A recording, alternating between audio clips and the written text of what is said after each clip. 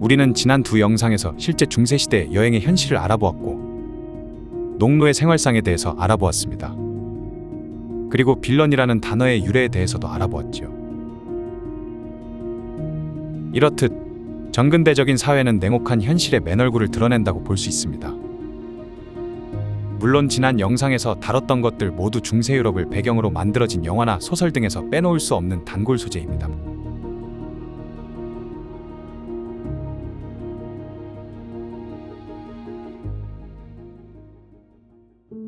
중세시대의 영화라면 어떤 장면이 가장 먼저 떠오르시나요? 성벽 위로 수백 명의 병사들이 몰려들고 하늘에는 불타는 화살이 비처럼 쏟아지며 커다란 공성탑이 성문을 향해 천천히 전진하며 병사들은 사다리를 타고 성벽을 오르는 스펙타클한 공성전이 먼저 떠오르지 않을까요?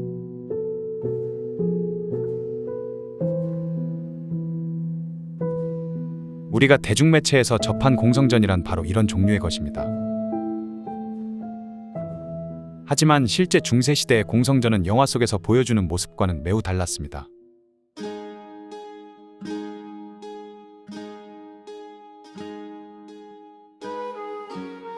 영화 속의 공성전은 빠르다면 불과 몇 시간, 길어도 며칠 만에 끝나는 경우가 많습니다.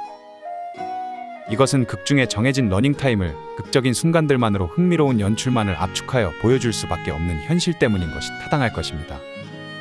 실제 역사 속의 공성전은 몇 주에서 몇 달, 심지어 몇 년까지 지속이 될 수 있었습니다.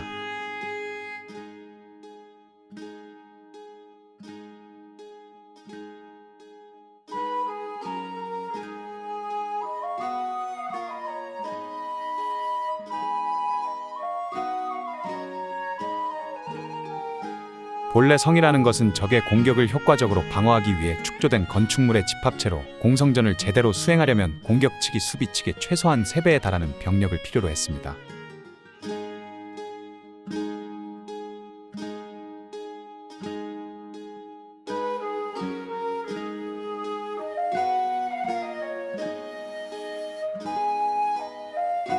이 3배라는 수치도 어디까지나 최소한의 이야기로 모트 앤 베일리 방식을 비롯한 흙으로 축조된 비교적 낮은 토성을 기준으로 산정한 것입니다.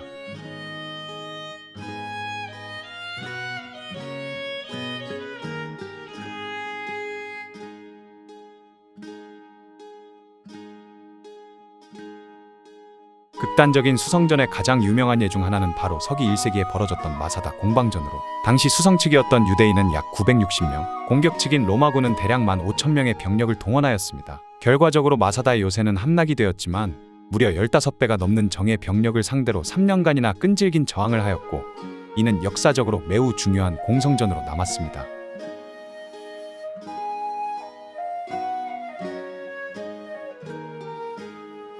때문에 공성전이란 공격자에게 막대한 손실을 각오하게 만들 만큼 매우 어려운 전투였습니다.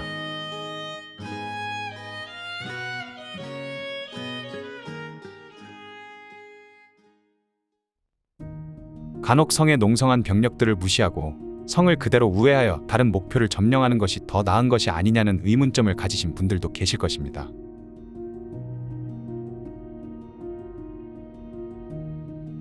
하지만 통상적으로 성은 중요한 교통의 요충지나 보급로에 위치하고 있는 경우가 많았기 때문에 이러한 위치에 있는 성을 무시하면 보급선이 끊기거나 후방이 위협받을 수 있었습니다. 보급선이 무너진다는 것은 단순히 식량과 물이 떨어지는 것뿐만 아니라 무기와 탄약 그리고 야전 생활에 반드시 필요한 소모품들 또한 사라진다는 것을 의미합니다.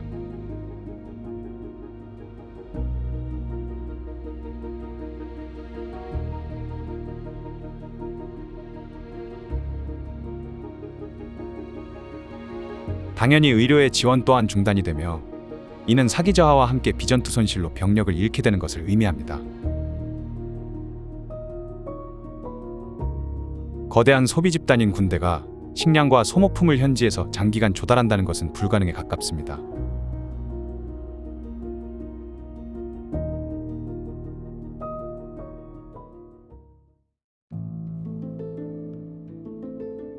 때문에 보급의 실패라는 것은 싸우기도 전에 이미 전략적인 약점이 노출되어 전쟁에서 패배한다는 것을 의미하지요.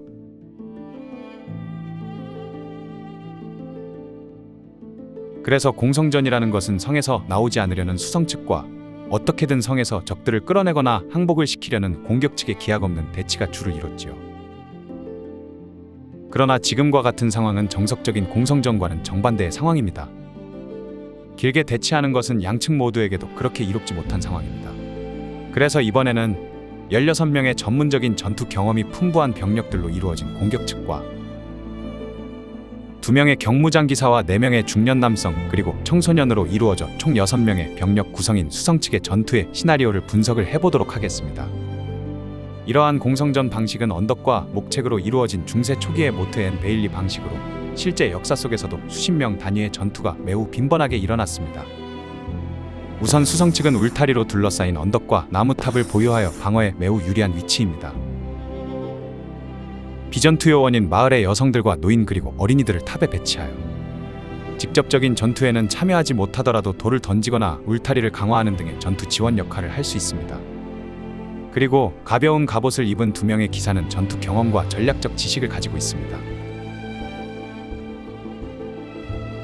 이들은 각자 방어구역을 맡아 방어 측의 중심이 되어 전투를 지휘할 수 있습니다.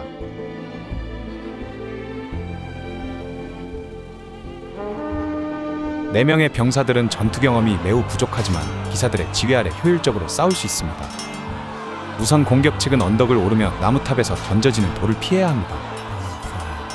지형은 수성 측이 매우 유리한 위치이기 때문에 공격 측이 울타리 돌파를 하려는 시도를 하다가 일부 병력이 손실될 수가 있습니다.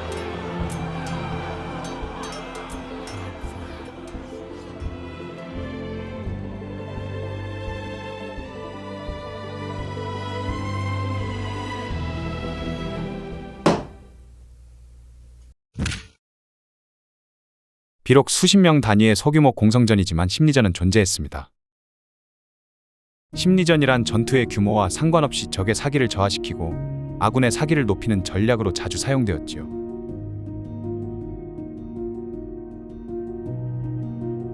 그 대표적인 예는 도발과 위협이 있을 수 있으며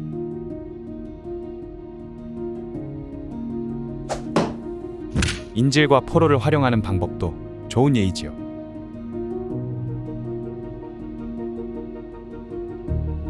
전투 중에 전사한 시신을 전시함으로써 수비 측에게 심리적 타격을 가할 수도 있었습니다.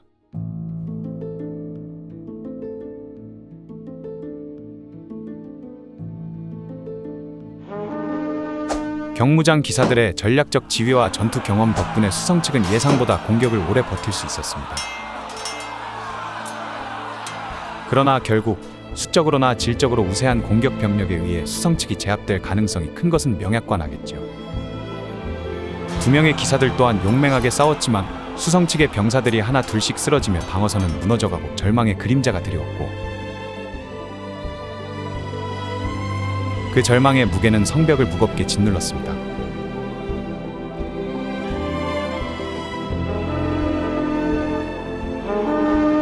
그러나 예기치 못한 변수는 폭풍우처럼 전장을 휘감으며 불리했던 전투의 판도는 순식간에 바뀌었습니다.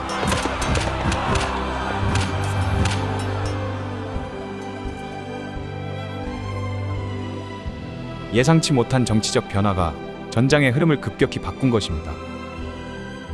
물론 그 정치적 변화가 누구를 위한 것인지, 누구를 겨냥한 것인지 그 누구도 알지 못했습니다.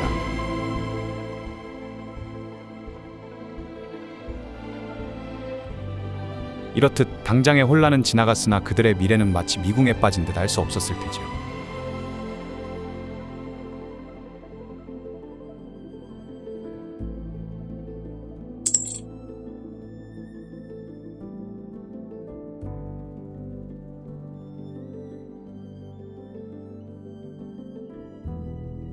그러나 모든 시대가 그러하듯 그럴듯한 명분과 적절한 보상이 있다면 문제는 쉽게 풀릴 것입니다.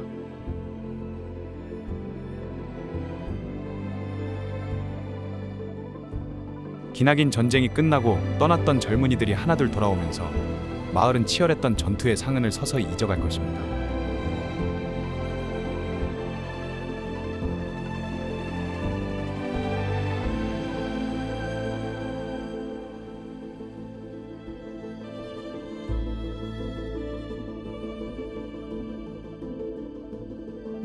이 두 기사의 여정은 배신과 만남으로 얽히고 설켰으며 얻은 것도 잃은 것도 많았습니다.